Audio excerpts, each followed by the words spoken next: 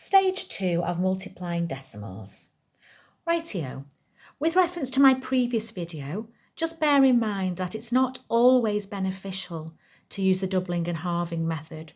For example, with a decimal number and an odd number, it really wouldn't be beneficial to use doubling and halving method. Moving on, let's discuss how to best multiply two sets of decimal numbers, 3.5 times 5.3. Okay. Now the best way to approach this is to completely remove the decimal points, and we can pop them back in afterwards. Okay. So just disregard these decimal points. We'll just count it as 35 times 53. Okay.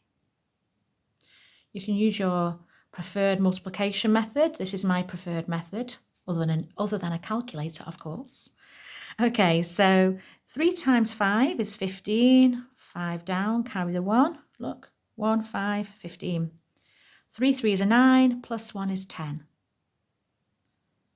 Now, 0 down. Because this 5 here actually has the value of 50. 50, okay? So we must put a 0 here. 5 5s are 25. 5 goes down, carry the 2, look, 25, okay? 5 3s are 15, plus 2, 17. Now add these two rows together, 5, 5, 8, 1, okay? Now remember, we removed decimal points, so we need to count how many decimal points we removed. So there was 1 here, and there was 1 there, so that makes 2.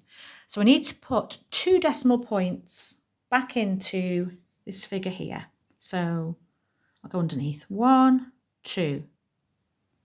So the answer is 18.55.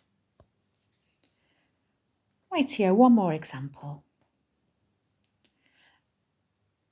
I'll just use small numbers. I prefer to illustrate the point rather than use large numbers to show off. It's just really want to make the point. So 2.4 times 4.6. How about that? Okay, so let's disregard these decimal points. So we're going to class it as 24 times, or multiply by 46.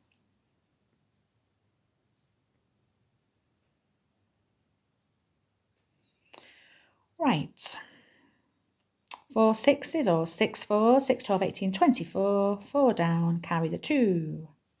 2 6s or 6 2s are 12, plus 2 is 14.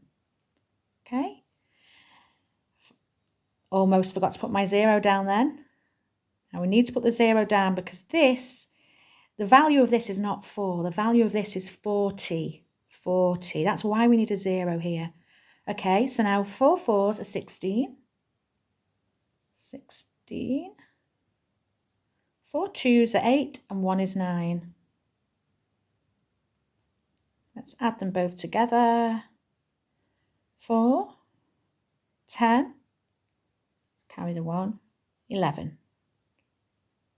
Now, though it may look like 1104, it is not. Because remember, we removed these decimal points. So now we need to pop them back in. So let's count them. We removed 1, 2. Okay, so we need to pop 2 back in. So I normally go over the top. There's no room. So just do it underneath. 1, 2.